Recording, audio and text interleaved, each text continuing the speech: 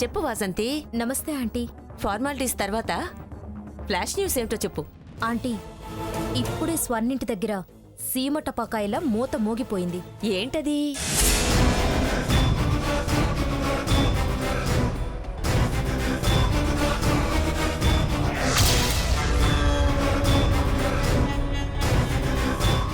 ఈ గొడవ మనకేమైనా ఉపయోగపడుతుందా ఆంటీ?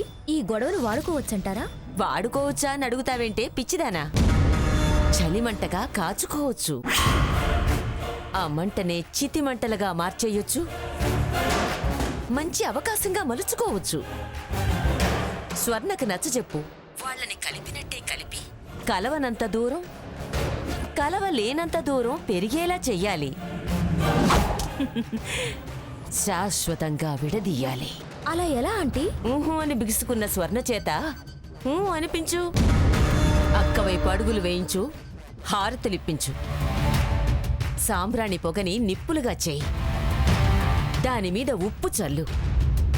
మంట ఊది మిరపగింజలేసేయి. ముందు చిటపట, ఆ తర్వాత ఘాటు. అంతే. భరించడం కాదు,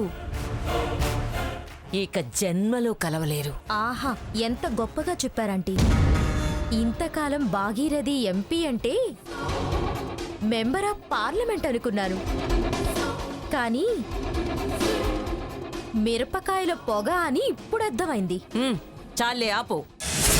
చెప్పింది చెప్పినట్టు చెయ్యి. లేకపోతే నీకు అడ్రస్ లేకుండా పోతుంది. అయ్యో, సీరియస్ అవ్వకండి ఆంటీ. వెంటనే పనిలోకి దిగిపోతానుగా.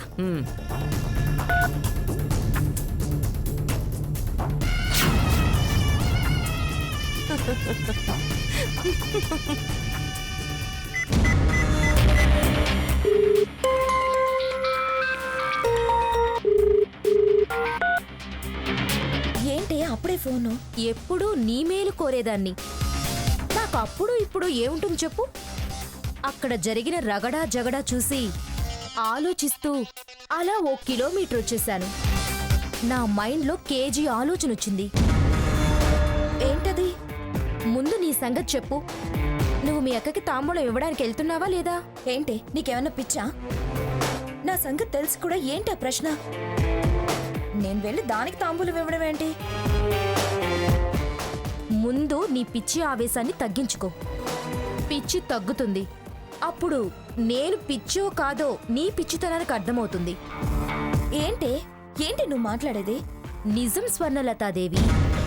ఇప్పుడు నీ మీదున్న అభిప్రాయం అందరిలో తొలగిపోవడానికి నీకు దక్కిన గొప్ప అవకాశాన్ని వినియోగించుకోవాలి. జనం చేత శబాష్ అనిపించుకోవాలి. వచ్చిన పేరుని తుడిచేసుకోవాలి. ఏం చెప్పదలుచుకున్నావో తిన్నగా చెప్పు, లేకపోతే మానే. ఎవరి కోసమో ఏదో చేయమంటే నేను చేయను. తప్పు బిడ్డా. దైవం నాతో పలికిస్తుంది. నువ్వు ఆచరించు. అదృష్టశాలిగా అభినందనలు అందుకో. ఏయ్ స్వర్ణ, నీకు మంచితనం దక్కే అవకాశం నిన్ను వెతుక్కుంటూ వచ్చింది. సాకేత్ నా భార్య దేవత అని మెచ్చుకునే ఛాన్స్ కూడా వచ్చింది. ఎంత సహృదయం అని భుజం తట్టి మెచ్చుకునే సమయం వచ్చింది. తిన్నగా వాగు, లేకపోతే మాడు పగులుతుంది. నా మాడు పగిలితే నీకే లాస్. అసలు ఇంతకీ నువ్వు చెప్పేదేంటి? తాంబూలాన్ని తీసుకెళ్ళు. సహనం గల సాధ్వి అనిపించుకో. అక్కడ కూడా మేమొస్తాం. టైం చూసి ఆ సీతా మహాలక్ష్మి బ్యాడ్ అని బ్రాండ్ వేస్తాం. టైం రాకపోతే? అదే పని మీద వెళ్తుంటే రాకెక్కడికి పోతుందే? పోయినా నీకు గుడ్ తగ్గుతుంది కదా. కాపలా కుక్కల్లా అవకాశం కోసం మేం కాచు కూర్చుంటాం కదా. నువ్వు ధైర్యం చేసిర్రా, నేను దడదడలాడిస్తాను. అంతేనంటావా? అనుమానాలేమీ పెట్టుకోకు.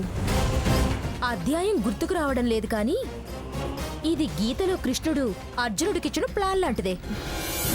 సరే అయితే ఆలోచించి చెప్తా.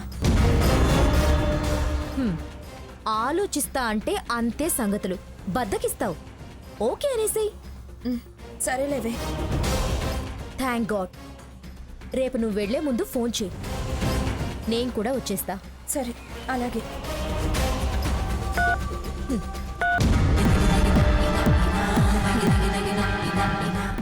బావ కోపంగా ఉన్నాడు, ఇంట్లో అందరూ కోపంగా ఉన్నారు. వాసంతి చెప్పింది బానే ఉంది. సరే, ఈ ఒక్కసారికి అడ్జస్ట్ అవుదాం. ముందు బావని బుట్టలో వేసుకుందాం, తర్వాత ఇంట్లో వాళ్ళందరినీ ట్రై చేద్దాం.